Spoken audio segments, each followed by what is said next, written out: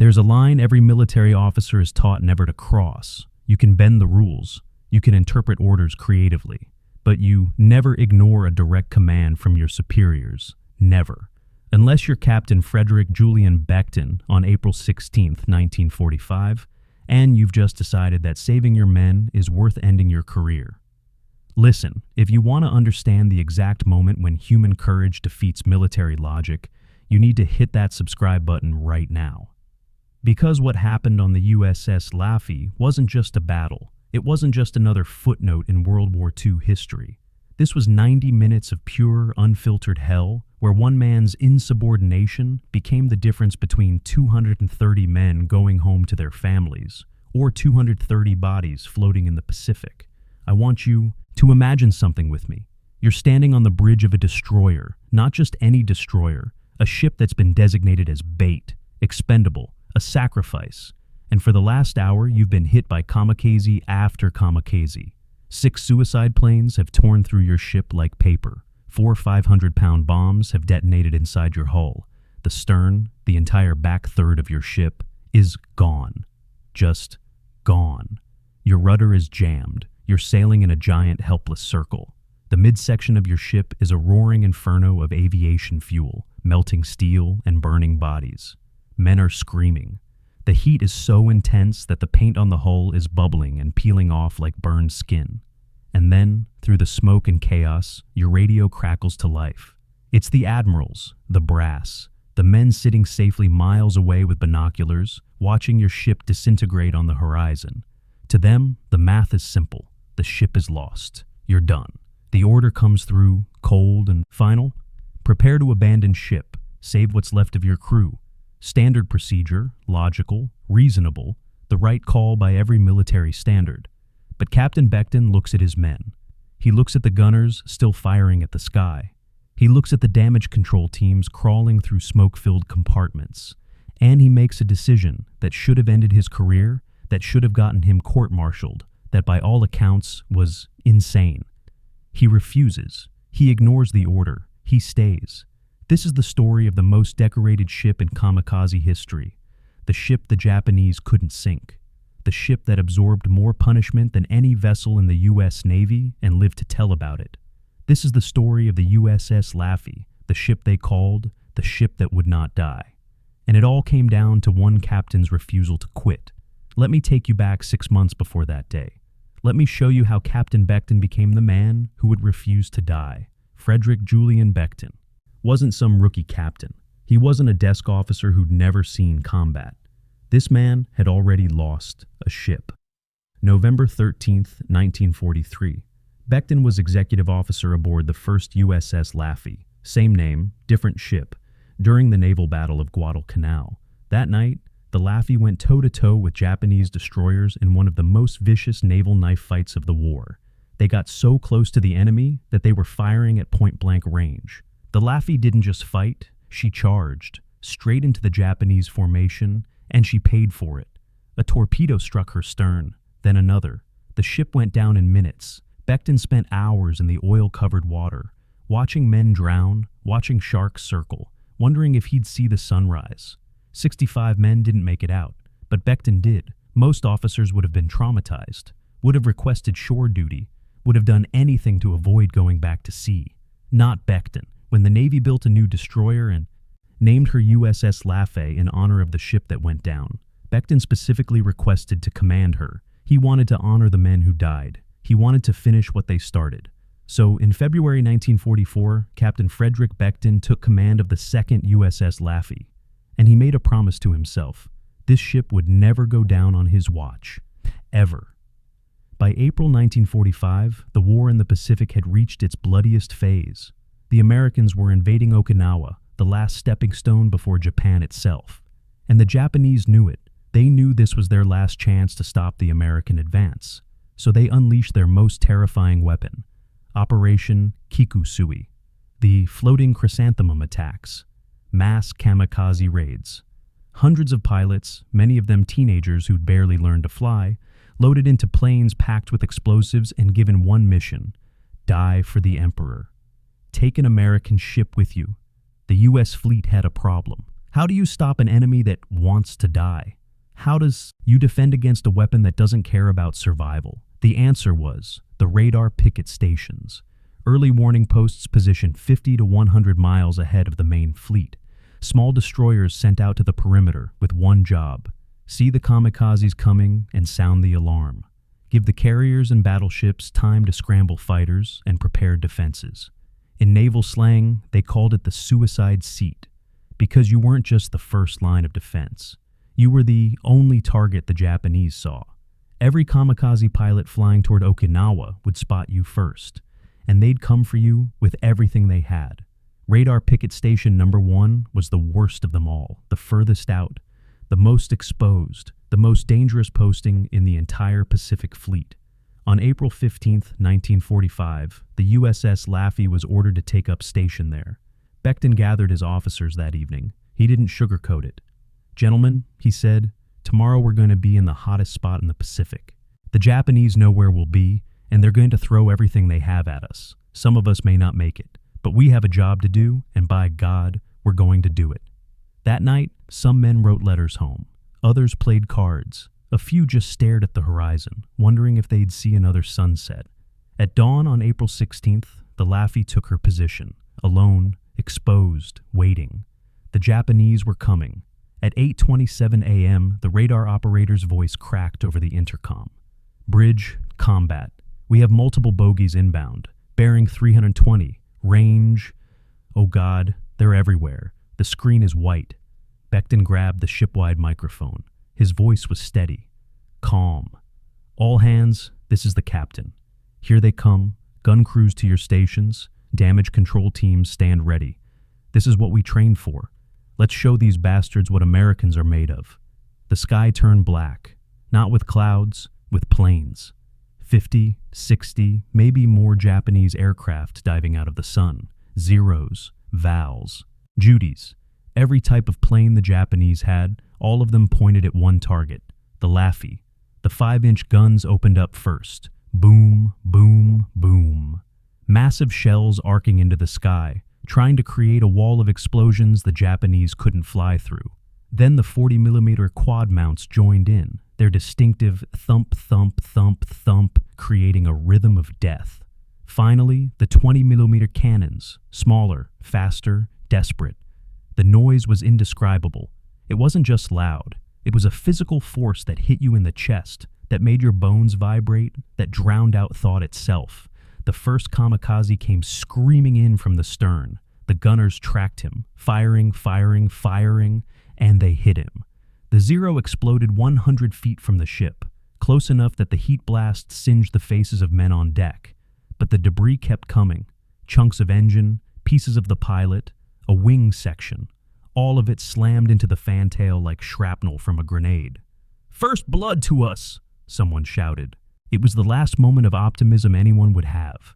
The second kamikaze came in low, skimming the water to avoid the guns. By the time the crew saw him, he was 200 yards out, then 100, then 50. He hit the aft 5-inch gun mount at full speed. The explosion was catastrophic. The entire mount, 3 stories of steel, hydraulics, and ammunition, simply vaporized. The blast wave knocked men off their feet across the ship. Fire erupted everywhere, and the plane's bomb, still live, punched through the deck and detonated inside. The ship. Below deck, in the fire room, men were incinerated instantly. The hull plates buckled. Seawater began pouring in. The Laffey shuddered like a wounded animal, but there was no time to assess damage, no time to count casualties, because the third kamikaze was already diving. For the next 40 minutes, it was relentless. The Japanese attacked in waves, in pairs, sometimes 3 at once. The Laffey's guns never stopped firing. Shell casings piled up, knee-deep on the deck. The barrels glowed red-hot. Loaders were grabbing ammunition with bare hands, ignoring the burns, just loading, loading, loading. The fourth kamikaze hit the starboard side, tearing a hole you could drive a truck through. The fifth hit near the bridge, killing the helmsman instantly and wounding Becton with shrapnel. Blood ran down his face, but he didn't leave his post. He just wiped his eyes and kept giving orders. Then came the bombs. A Japanese Val dive bomber screamed down from 5,000 feet. The gunners tracked him, hit him, set him on fire, but he'd already released his payload. Two 550-pound bombs fell toward the Laffey. The first hit the waterline. The explosion lifted the entire bow of the ship out of the water. Men were thrown like rag dolls. The forward magazine, filled with ammunition, was breached. If the fire reached those shells, the entire ship would explode like a volcano. The second bomb hit the engine room. The detonation was so violent that it blew the smokestack halfway off the ship. Steam erupted everywhere, scalding men who were just trying to reach the damaged control stations. The Laffey's rudder jammed hard to port. The ship began sailing in a slow, helpless circle, like a wounded animal going in circles, waiting to die. From the Combat Information Center, an officer's voice came over the intercom, trying to stay professional, but failing. "Captain, we've lost steering. Engineering reports major flooding in 3 compartments. Fire in 5. We're dead in the water, sir." Becton looked at the carnage around him. Bodies, fire, blood mixing with seawater on the deck. The ship was dying. And the Japanese weren't done yet. By the way, if you're on the edge of your seat right now, do me a favor, smash that like button, because this story is about to get even more intense. And make sure you're subscribed, because next week I'm covering the Ghost Army, the US unit that won battles with inflatable tanks and sound effects. You won't want to miss that. At 9:15 a.m., less than an hour into the battle, the Laffey had already taken more damage than most ships could survive. She'd been hit by 4 kamikazes. 2 bombs had detonated inside her hull. She was on fire from bow to stern. The rudder was jammed. The engines were failing. Men were dying. 20 miles away, aboard the support cruiser USS Macomb, Admiral Turner watched through his binoculars. All he could see was smoke. Black, oily smoke pouring into the sky. The kind of smoke that comes from a ship that's already dead but doesn't know it yet. Turner had seen enough ships die to know what was happening. The Laffey was finished. And if he didn't get those men off that ship now, they'd all go down with her. He turned to his communications officer. "Send a message to the Laffey. Tell them to prepare to abandon ship. We'll send rescue boats." It was the right call. The humane call. The logical call. Save the men. Let the ship go. On the Laffey's bridge, Ensign Robert Thomason, just 22 years old, fresh out of the Naval Academy, received the message. His hands were shaking as he wrote it down. Not from fear, from the explosions that kept rocking the ship. He looked at the message, then he looked at Captain Becton. Becton was a mess. Blood from shrapnel wounds covered his face and uniform. His left arm hung limp. Something had hit it, maybe broken it. He wasn't sure. He'd stopped noticing pain about 20 minutes ago. "Captain," Thomason said quietly, "signal from Admiral Turner. They're ordering us to prepare to abandon ship." Becton didn't respond immediately. He just stared out at the deck. The number 3 gun mount was still firing. The mount itself was twisted, half melted from the fire. 2 of the crew were dead, slumped over their stations. But the 3 survivors were still loading shells, still firing. Their faces were black with soot, their uniforms burned, but they were fighting. Becton thought about the first USS Laffey, the night she went down, the men he'd watched drown, the men he couldn't save. He thought about the promise he'd made to himself. This ship will never go down on my watch. And then he thought about what would happen if he gave the order to abandon ship now. His men would jump into the water that was covered with burning aviation fuel, the water where Japanese planes were still circling, still strafing, still looking for targets. In the water, his men would be helpless, defenseless. But on the ship, even a dying ship, they could fight. Becton turned to Thomason. His voice was hoarse from screaming orders through the smoke, but it was steady. Absolutely steady. "Negative. We will not abandon ship." Thomason blinked. "Sir?" "You heard me, Ensign. Acknowledge the Admiral's message, but tell him we are staying with the ship. As long as we have 1 gun that can fire, 1 engine that can turn, 1 man who can stand, we stay. Is that clear?" "Yes, sir, but Captain, the Admiral, I'll deal with the Admiral later." Becton grabbed the shipwide microphone. He knew his men could hear the radio chatter. He knew some of them had heard about the abandoned ship order. He needed to kill that hope right now. Because hope that this would end soon, would make them stop fighting. "All hands, this is the captain. I know some of you heard the message from the support fleet. I want you to hear this directly from me. We are not abandoning this ship. Do you understand me? We do not quit. We do not surrender. And we sure as hell don't abandon our ship while she's still fighting." He paused. Around the ship, men stopped what they were doing. Stopped fighting fires. Stopped loading guns. Just listened. The Japanese think they've beaten us. They think we're done. They think one more hit, one more bomb, and we'll roll over and die. Well, I've got news for them. This ship will not die. Not today. Not while I'm still breathing. Not while any of you are still breathing. His voice grew stronger, harder. So here's what's going to happen. We're going to kill every single plane that comes at us. We're going to put out every fire. We're going to patch every hole. And when this is over, we're going to sail this ship back to port under our own power. Because we are Americans. And Americans do not quit. Silence. For 3 seconds, there was nothing but the crackle of flames and the groan of tortured steel. And then, from the number 3 gun mount, someone shouted, "Damn right we don't!" Another voice picked it up, then another, then a dozen. Men who had been ready to jump into the water, who had been ready to give up, suddenly found something they'd lost. Defiance. Below deck, Chief Petty Officer Zach, who'd been organizing the abandonment procedures, heard the captain's words. He looked at the men around him, exhausted, burned, wounded, and saw the change in their eyes. "You heard the man," Zach growled. "We've got fires to fight, so move your asses." On the gun deck, a young sailor named Fern, his clothes burned off, his skin blistered, grabbed another shell and loaded it into the 5-inch gun. "Come on, you bastards," he whispered. "Come on, we're still here." Becton had just done something extraordinary. He'd taken the logical choice, the safe choice, and thrown it overboard. He'd gambled everything on a single bet, that his men would rather die fighting than die drowning. And he was about to find out if he was right, because the Japanese weren't done, not even close.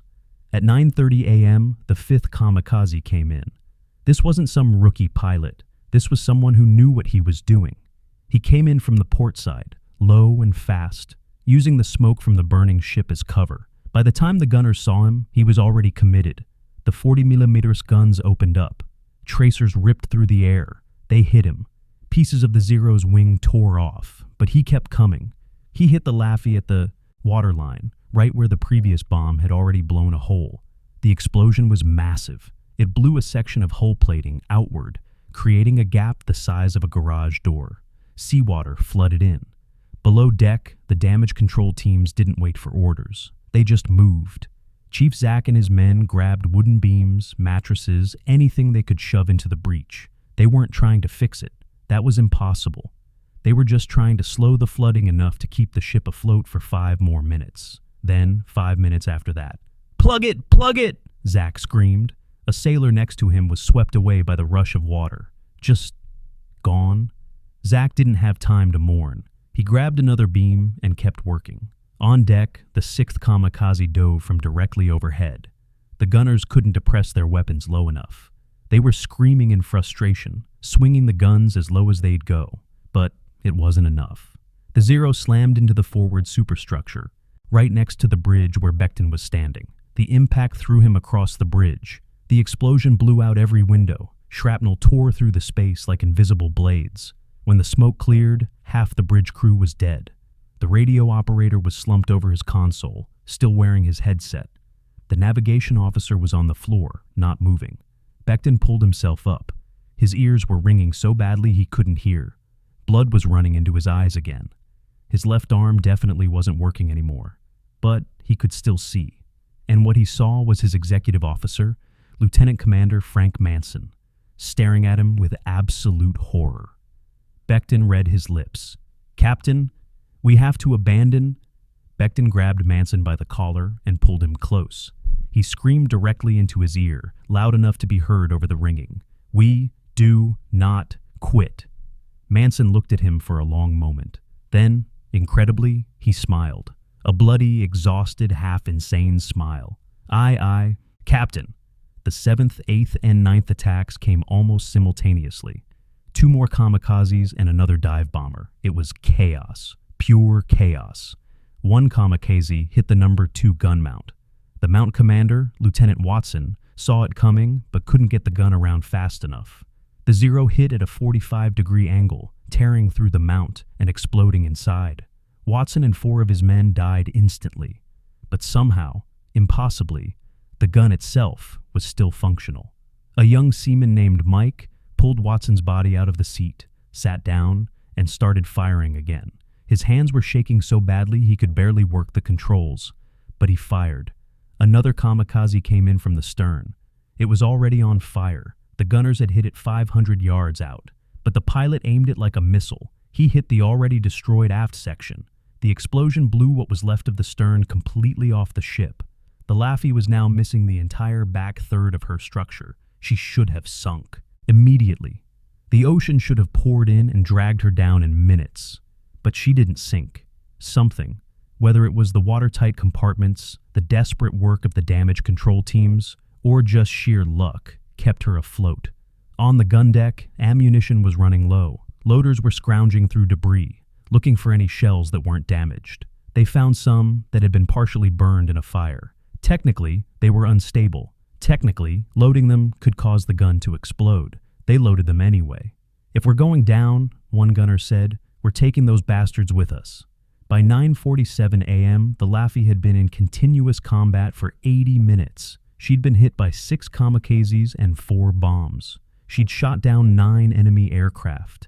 The ship was a floating wreck, on fire, rudderless, drifting in circles, low in the water. But her guns were still firing, and then, at 9:51 a.m., the radar operator saw something that made his blood run cold. "Captain, we have 4 more bogies inbound, fast, coming straight at us." Becton looked at the ammunition counters. The 5-inch guns had maybe 50 rounds left, combined. The 40mm mounts were down to their last belts. The 20mm cannons were firing on prayers. This was it. The final attack. If the Japanese got through, the Laffey was done. Becton picked up the microphone one last time. His voice was barely a whisper, but it carried through every speaker on the ship. "Gentlemen, this is the captain. 4 more incoming. This is our last stand. Give them everything we have left. Every bullet, every shell, everything. If we're going down, we take them with us. Understood?" From all over the dying ship, men responded. Some shouted. Some just keyed their mics so he could hear them breathing. But the message was clear. Understood. We're with you. The 4 kamikazes came in from different directions. A coordinated attack meant to overwhelm the defenses. It was brilliant tactics. Against any other ship, it would have worked. But the Laffey's crew wasn't thinking about tactics anymore. They weren't thinking about survival. They were thinking about one thing. You will not sink this ship. Every gun that could still move tracked a target. The 5-inch mounts fired their last shells. The 40mm quads unleashed everything they had. Even the sailors without weapons grabbed rifles and started shooting at the planes with small arms. It was useless, pointless, but they did it anyway. The first kamikaze exploded 200 yards out. The second made it to 50 yards before the 20mm cannons tore it apart.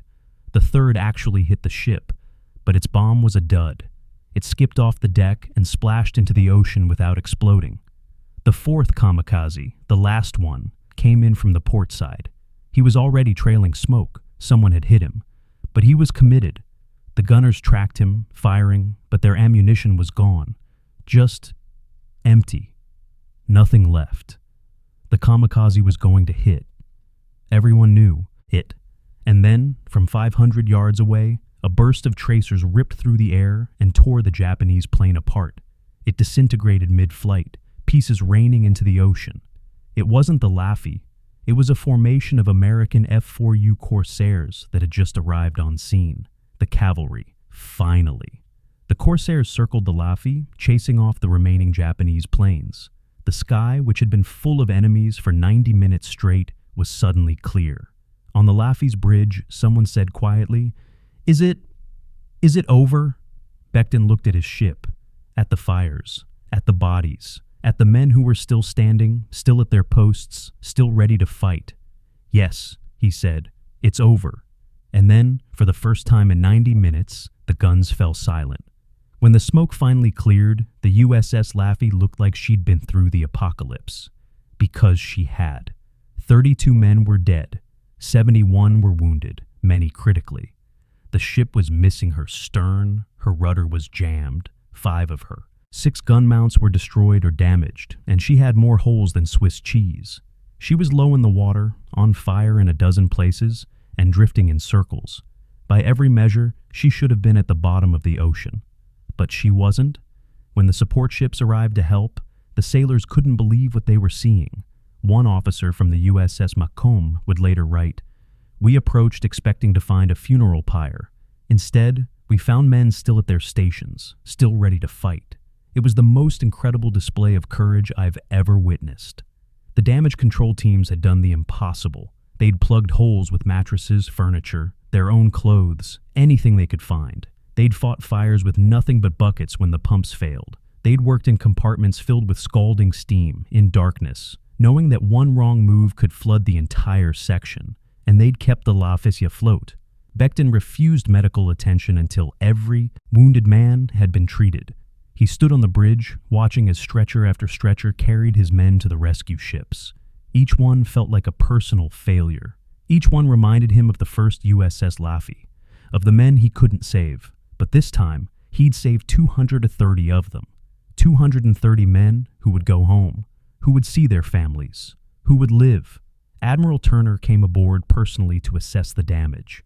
He found Becton on the bridge, still covered in blood and soot, still refusing to leave his post. "Captain Becton," Turner said, I need to understand.